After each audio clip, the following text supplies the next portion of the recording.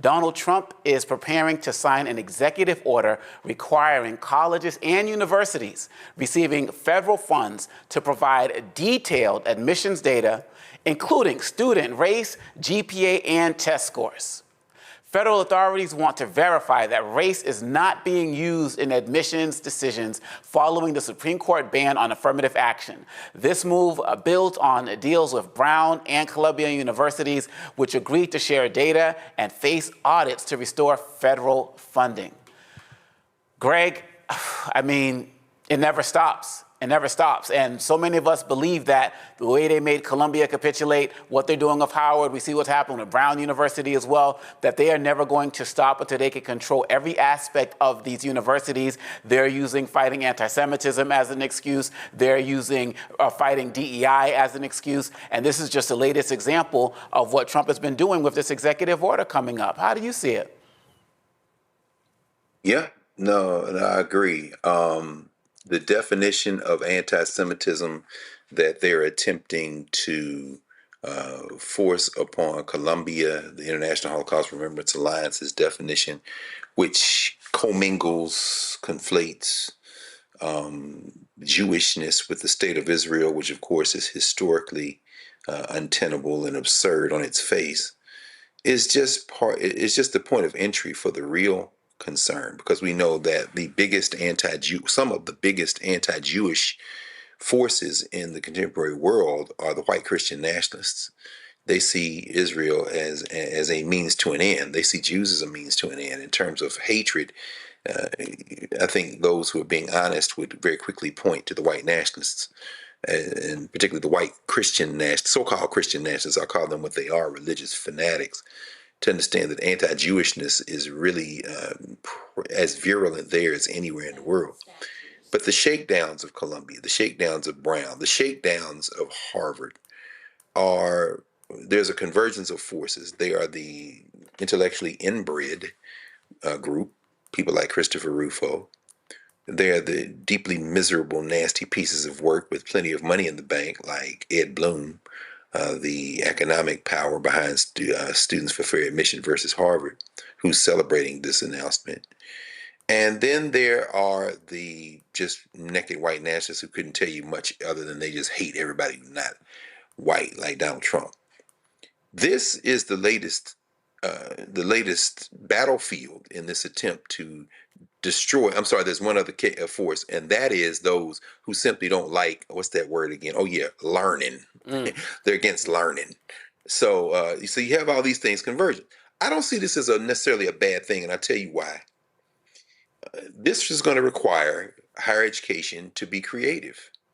If you're going to offer scholarships, then do it to people who are local. Do it and word it in a way that you kind of cast your net so you can curate a student body that reflects the demographics of your region, that continues to have non-white students, and in fact can increase that number. If you're in K-12 education, if you're particularly a high school educator, it's time to rethink grading. Let's pump out those 4.0s. And also, if you are in the testing, in the assessment world, it's time to rethink the nature of testing. Since we understand that class plays a large role in terms of test scores, it's time to finally listen to us when we talk about cultural bias in testing. And when it comes to historically black colleges, perhaps now you can lean hard into your mission. And instead of trying to become blackface white schools, you can put admissions criteria in place, which are crafted in such a way as that you can curate a student body that has admission criteria that inject a lot more culture into how you decide on who is going to come in. Quite frankly, none of them are interested in going to black schools. And it's time for us now to embrace our blackness as an admission criteria, not in terms of race, but in terms of culture. I welcome these intellectual inbreds, because when they break this, they're not going to be able to put it together. And by the way, for the Descendants of Slaves crew, it's about time for you to understand that our best partners in this ongoing struggle that's about to now escalate is going to be those black schools in the Caribbean, the black schools in Africa. Time to think about student exchange programs, time to think about strengthening the ties, because these clowns are getting ready to kill what's left of their educational system, and there's no need for us to die with them. I hope they're listening. I hope they're listening. Nola, what's your take? You're also in these classrooms and some of these schools that we've talked about as well. These are schools that you've been at as well as a student as well. How do you see what's going on? Woosah. No doubt, no doubt. I can start with my litany of problems with this tactic of browbeating, but it's ignoring so many systemic issues that cause the situation that we're in. Not only am I a product of certain programs that are now called diversity, equity, and inclusion, that at one point they were called social justice programs or whatever you want to call it. Coming out of the education system in California, that I was not only a part of, but I worked in for many years. So I have a very unique perspective about the reality of the situation, not just the emotionality and the lies that are being told. So something that Greg said, I agree with, but for different reasons. One of the reasons why many of these programs exist in higher education is because high schools are horrible. Your elementary school, your middle school is horrible. So what a lot of these programs do, they identify the talent, even in these situations that are systemically broken. And they give them the tools to compete. It isn't just opening the door because you check Black on an application. That is not how this works. And that is a part of it that angers me the most. I ran a program at UCLA called Summer Transfer Program. It was a community college program that mostly focused on Black community college students. The requirements to get into this program, to be dedicated to this program for a week, from morning to night, you are constantly in classrooms, doing homework, you're in lectures. It is so vigorously challenging because the way that these programs work, they are choosing the creme de la creme. This lie that any and everybody can just get in through DEI programs is exactly that, a lie. So the opportunity that I see here is for these states to really make investments in the education system, because I know the talent that exists, because I've been there, I've worked with them, and I've helped them get to four-year institutions, and I know how hard that work is. They need help at the high school level, so they won't have to jump through the extra hoops of these programs for them to get to the colleges that they want to get to. And so, my thoughts and feelings about this as an educator, as someone who worked, coordinated these programs, the thing that breaks my heart the most is that this is used as a foil to just simply get rid of Black and brown bodies on these campuses.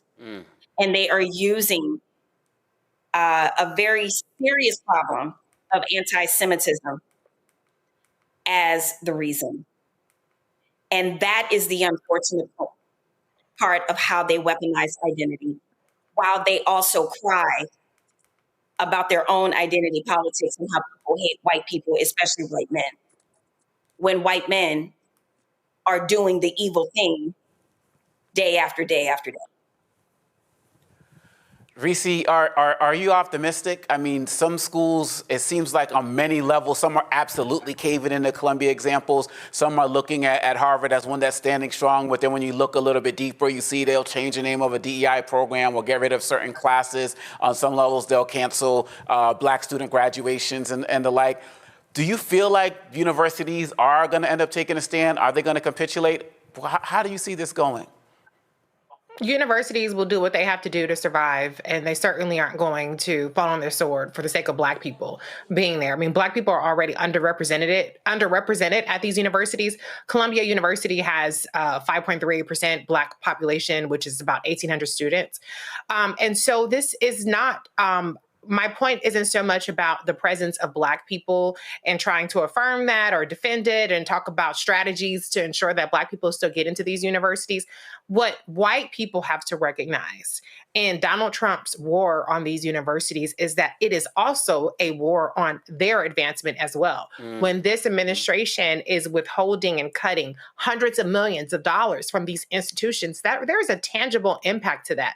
That is going to result in fewer opportunities for them while they're at these universities, going to result in a diminished education while they are there, and closing pathways for them. I mean, a big part of the middle class and upper middle class in this country is built through things like research. It's built through education. It's built through engineering, all of the things that this administration is waging war on. And so what white people have to determine is how convicted are they in the idea of having zero Black people as opposed to having an institution that is working for them. Because it's already working for them. It's definitely working for them better than it's working for anybody else. But they have to be the ones that recognize that all of this is happening at their expense, even more so than at our expense. You can 1,800 Black people. Okay, we'll find a way to make that up. Okay, we got HBCUs. Maybe they'll go to a public college or something like that as opposed to these elite universities. But they're the ones, the white students, the Asian students, they're the ones who are banking on these universities, making them the creme de la creme, making them the upper echelon. But this administration, Project 2025, even people who are alumni of these institutions are trying to re-engineer society that's going to shut a lot of these people out. And so all I'm going to say is good luck to them. I hope that this bargain is worth it. I hope that people will realize that their discomfort or their supposed superiority over Black people is fucking them even more than it's screwing us. Hello, I'm Isaac Hayes III, founder and CEO of Fanbase. Listen to what I'm about to tell you. The window to invest in Fanbase is closing. We've raised over $10.6 million of our $17 million goal. That means there's room for less than 6,370 people to invest in Fanbase for the average amount. The minimum to invest in Fanbase right now is $399. That makes you an owner in Fanbase today. Go to startengine.com/fanbase to invest. Why? Because current social apps have taken advantage of users for far too long, with content suppression, shadow banning, harmful racist content, and no real tools for monetization and equity. Fanbase has over 1.4 million users and counting, allowing anyone to reach all their following and monetize their content from day one. Social media is the new TV, and whoever owns the apps that distribute that content have the opportunity to own potential billion-dollar companies. While big platforms with uncertain futures are failing to serve their users, Fanbase is stepping up to fill the gap. Don't wait until it's too late. Invest now, invest for yourself and your future. Go to startengine.com/fanbase and own the next generation of social media.